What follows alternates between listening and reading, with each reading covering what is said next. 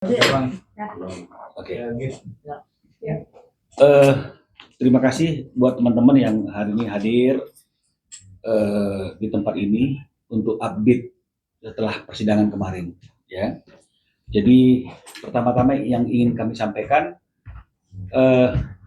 kami mohon maaf, ya, mohon maaf yang sebesar-besarnya kepada masyarakat, kepada netizen, kepada pihak-pihak yang mungkin akan diciderai dengan apa yang akan kami sampaikan, ya, karena yang kami sampaikan ini adalah sebuah fakta yang tidak bisa dibantah,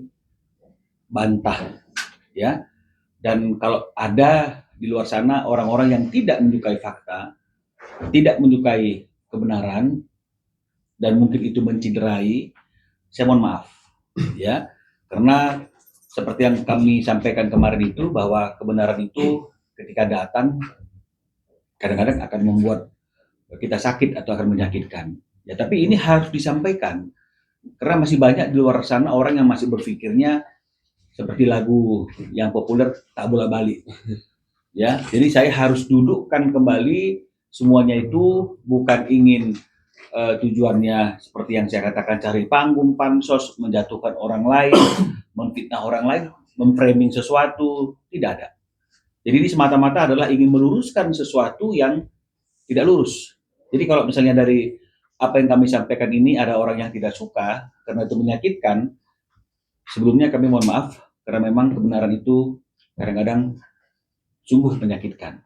Ya, jadi saya mulai dengan sidang kemarin itu ada pernyataan dari pihak S, ya, yang menyatakan janganlah framing sesuatu, membolak-balik sesuatu yang menimbulkan kesedihan bagi S, karena kalau anak-anak melihat S itu sedih, maka itu akan membuat anak-anak tidak akan respect dan tidak akan sayang kepada orang yang membuat atau yang memojokkan, yang membuat ibunya bersedih, ya. Jadi kami sekali lagi tidak ingin membuat pihak-pihak tertentu dipojokkan, pihak-pihak tertentu sedih, ya, karena kalau bicara mengenai masalah itu ya artinya yang mereka mau sampaikan anak-anak tahu akan berita-berita yang ada saat ini. Tapi kalau memang misalnya anak-anak itu tahu, berarti kan karena diberitahu. Kalau anak-anak tahu karena diberitahu, harusnya yang diberitahu itu kan utuh, tidak hanya sebagian-sebagian saja.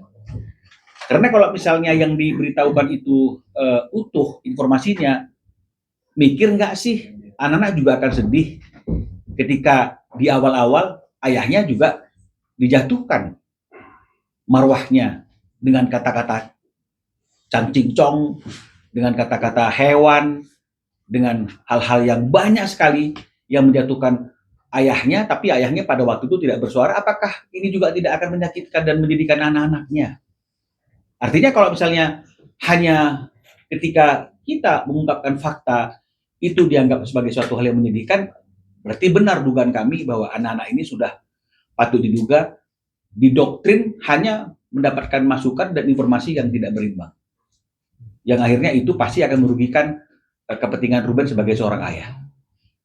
Dan artinya benar-benar anak-anak berada dalam kondisi yang tidak aman dan betul-betul kita mohon agar ada suatu kebaikan yang membuat anak-anak ini dikeluarkan dari situasi yang seperti itu, jangan menjadi satu alat untuk menyandera, jadi sandera untuk kepentingan tertentu, ya. Jadi itu yang kami ingin sampaikan.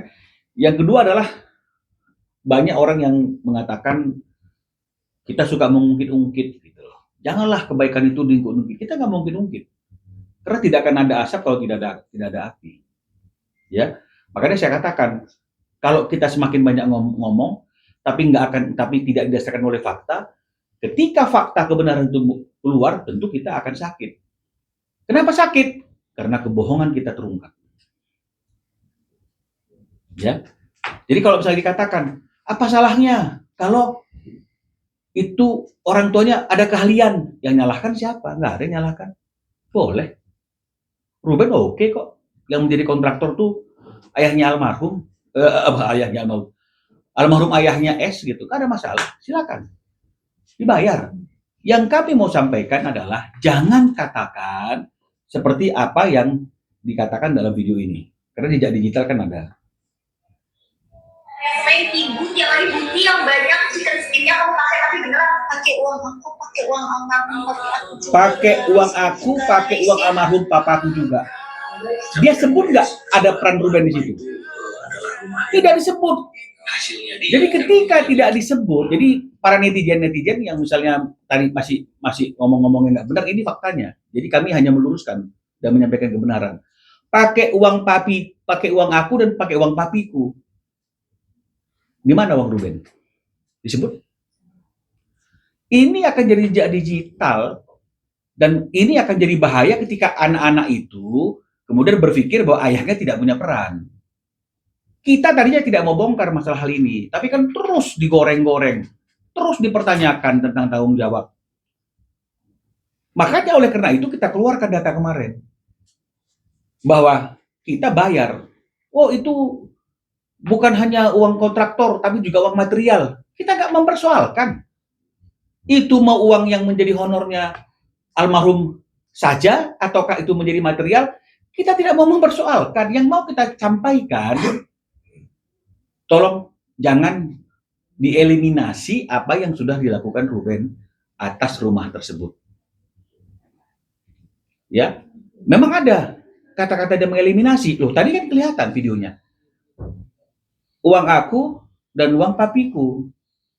Uang Ruben di mana? Itu makanya kami sampaikan kemarin fakta yang mungkin menyakitkan itu, bahwa seluruh uang untuk renovasi itu dikeluarkan dan ditransfer oleh Ruben. Dan saya boralat, jumlahnya bukan 41, tapi 47. Ya, 47 kali. Jadi nanti kalau mau cek habis kita ngobrol hari ini, bisa dicek, dihitung satu persatu, nengok ininya biar tahu bahwa itu bukan satu fotokopi yang kita rangkap 47, tapi memang ada 47 kali pengiriman. Jadi nilainya tidak ada dusta di antara kita, 11, sekian. Ya, ini dia. Sudah diperbaiki 47 kali, 11,3. Ya. Itu tentang rumah, tentang renovasi, tentang perbaikan. Di luar harga rumah ketika dibeli dalam kondisi yang masih bangunan tua. Yang bayar juga Ruben. Maka sertifikatnya juga atas nama Ruben. Kami kan nggak pernah mau sampaikan. Kapan kami menyampaikan hal-hal ini sebelum ada tayangan yang mengatakan uang papiku dan uang aku? Nggak ada. Tapi kami tidak mau itu akan menjadi jejak digital yang membuat anak-anak mendapatkan informasi yang menyesatkan. Dan juga ingin membuat masyarakat, ya, janganlah artinya itu menggoreng-goreng sesuatu berita yang tidak benar, meyakininya dan kemudian menyerang klien kami. Bukan klien kami itu anti diserang, enggak, tapi dasarnya harus jelas. Clear mengenai masalah renovasi dan uang yang 11,3. Nah, sekarang kita bicara tentang isian rumah. Ya, isian rumah.